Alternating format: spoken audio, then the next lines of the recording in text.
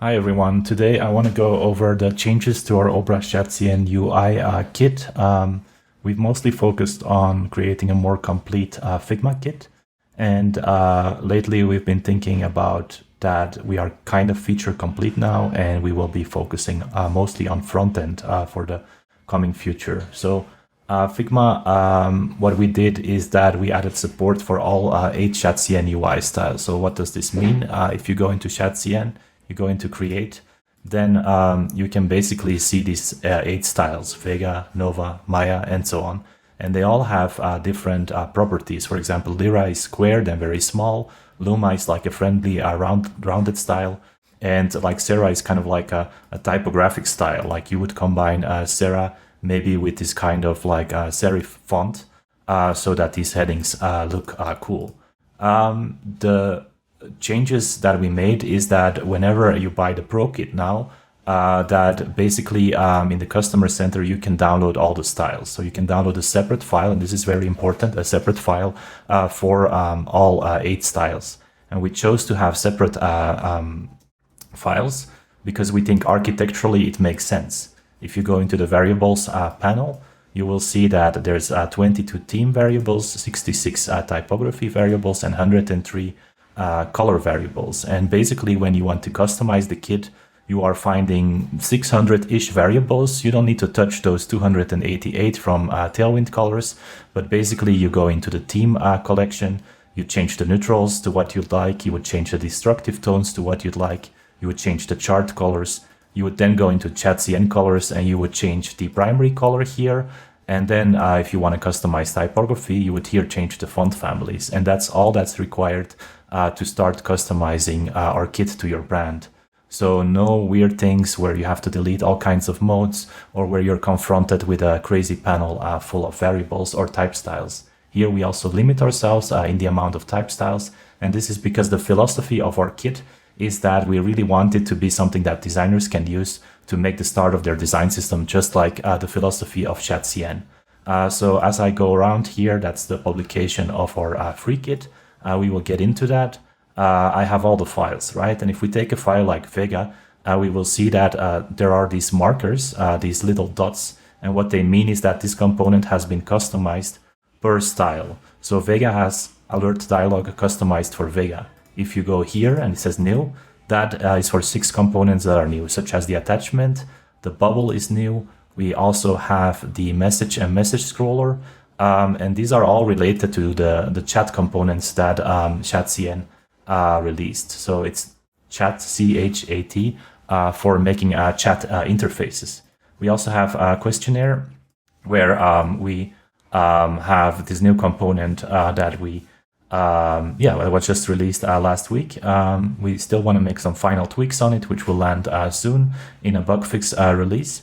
But we have it, and essentially what you need to know is that Pro, so what is Pro and what is Community now in the 2.0 version.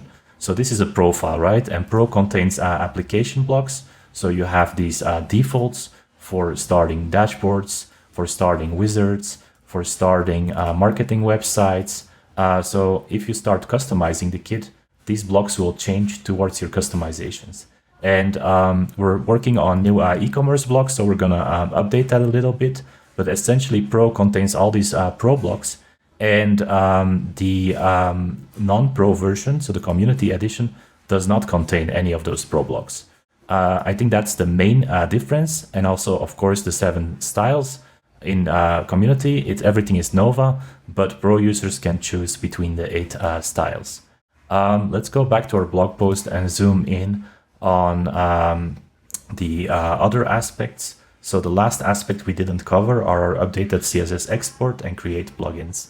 So if I try to run the CSS export inside of this file, which is the community file, it will say CSS export is a Pro feature.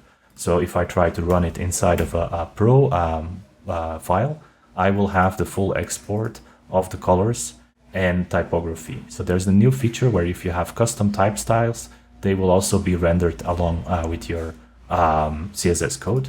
And we also updated the create plugin, and we kept it with the same features. So what it does is that it can easily change the theme of your kit. But within Pro, so here's again a difference between Community and Pro, we have the automatic switch. So people can switch from lucite to phosphor, for example. And the way you would do that is that you would select a few icons here that you want to change. So I'll just select one and I will click the swap button. And now it's going to swap from phosphor, from lucite to phosphor. Now it's phosphor, so this drop down changed to phosphor. So I'm just going to undo that. But that's how you can change icons automatically inside of our kit. There's lots more to say about the releases. But I think I will keep it to this for now. Over the coming weeks, we will be communicating a bit more about the different updates in detail. Thanks for your attention. If you like this video, give it a like and subscribe. And we're always looking for feedback. So if you have anything that you want to say, on our website, shadcn.obra.studio, you can click Get in Touch and there is a contact form. Thanks so much. If you want to purchase the kit, use 2.0. Which is a discount code that runs until the end of August. And you can use that to get 20% off of the pricing. So here, individual, team, org, and enterprise, this is tied to what kind of Figma subscription that you have. So if you're on the team subscription, Team Pro, that's Pro for everyone. Most people are on Pro. You would choose team. If you use multiple people, if you're a solo freelancer, you would use individual. Okay, I think that's it for this video. Bye. Thank you for your attention.